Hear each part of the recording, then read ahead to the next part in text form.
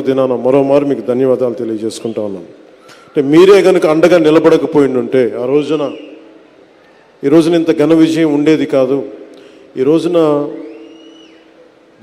మీరు ఎంతమంది గత ప్రభుత్వంలో ఎన్నిసార్లు చూసింటారు చెప్పండి.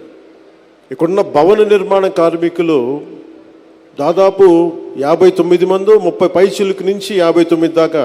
అధికారికంగా ఆ రోజున మాకున్నది 34 మంది చనిపోయారు. అనధికారికంగా ఎక్కువ మంది చనిపోయారు, దాదాపు 100 లోపు చనిపోయారు అనేది ఉంది.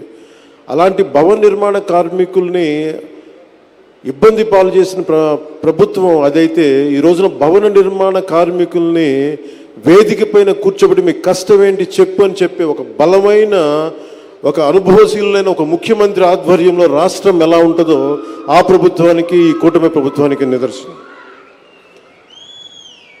2014 నుంచి కూడా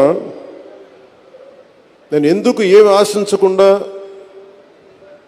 గౌరవ ముఖ్యమంత్రి శ్రీ నారా చంద్రబాబు నాయుడు గారికి మద్దతు ఇచ్చాను 2014 నుంచి అంటే, మన దగ్గర సత్తా లేనప్పుడు, అది ప్రజలకి ఉపయోగపడే సత్తా కానీ, బలం కానీ, సమర్థత, తెలివితేటలు, ప్రతిభ ఒక నాయకుల దగ్గర ఉన్నప్పుడు అది ఓట్లు చీలకుండా అది ఇస్తే అది ప్రజలకి బలం అవుద్దని 2014 నుంచి నేను అదే పని చేశాను.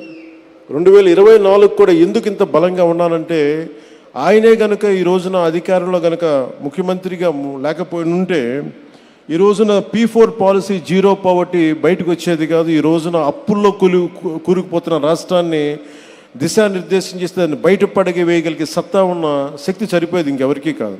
అందుకని మనస్ఫూర్తిగా కూటమికి, ఎన్డీఏ కూటమి నాయకులుగా, తెలుగుదేశం జాతీయ పార్టీ అధ్యక్షులుగా సమర్థవంతంగా కష్టాల్లో ఉన్న రాష్ట్రాన్ని మా అందరికీ మార్గదర్శకత్వం వహిస్తూ ముందుని నడిపిస్తున్న శ్రీ గౌరవనీయులు శ్రీ ముఖ్యమంత్రి శ్రీ నారా చంద్రబాబు నాయుడు గారికి ప్రత్యేకంగా ధన్యవాదాలు, కృతజ్ఞతలు, నమస్కారాలు తెలియజేసుకున్నాను.